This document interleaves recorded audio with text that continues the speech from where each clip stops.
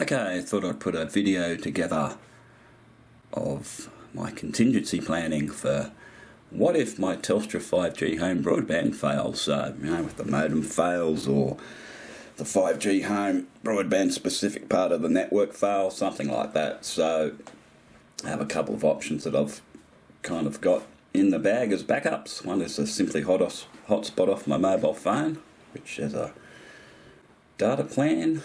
The second one's a primary router backup, which is a D-Link DWR921 router.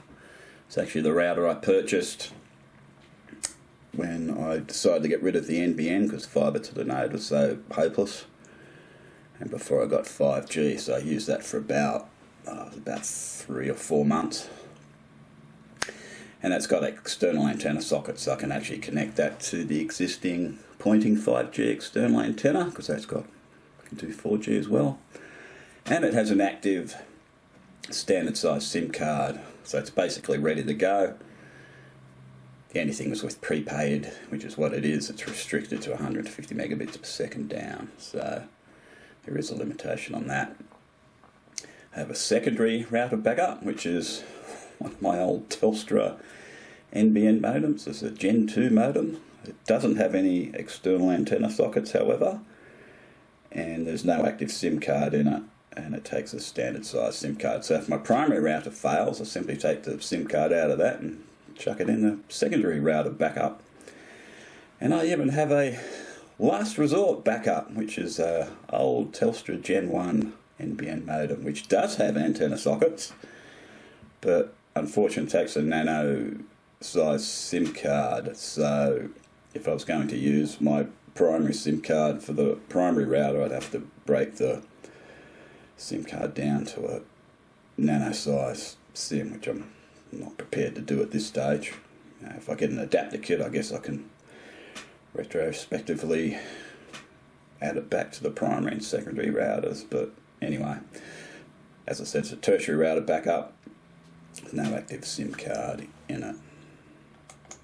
Okay, that's my primary backup 4G router. As I said, it's a D-Link router, and using that in conjunction with my external antenna, I can get about 95 to 100 megabits per second down and 30 to 45 megabits per second up. The only disadvantage with that router is the Ethernet ports are restricted to, they're only 100 megabits, which is a bit of a bummer, but that's what it is. But that's my primary, simply because it can do the higher upload speeds, which is actually probably a bit more important to me than download.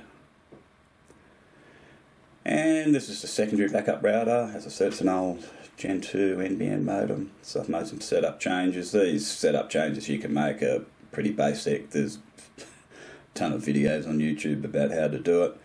A couple of configuration changes. It's not hard. It's all above board too. It's a Telstra modem, so there's nothing unusual about it. Fortunately, the Gen 2 doesn't have external antenna sockets, and I do get the best ping, fastest download, fastest upload speed with the front of the modem pointed directly at the tower, which suggests that the antennas inside are actually at the front of the modem. So I did try swiveling it around both sides and also the rear, and I got much slower speeds and high pings. So the speed tests here are just representative of what I get, which isn't bad. It's like over 100 megabits per second and 15 to 20, so as a backup that's pretty good too. Okay, thanks for watching.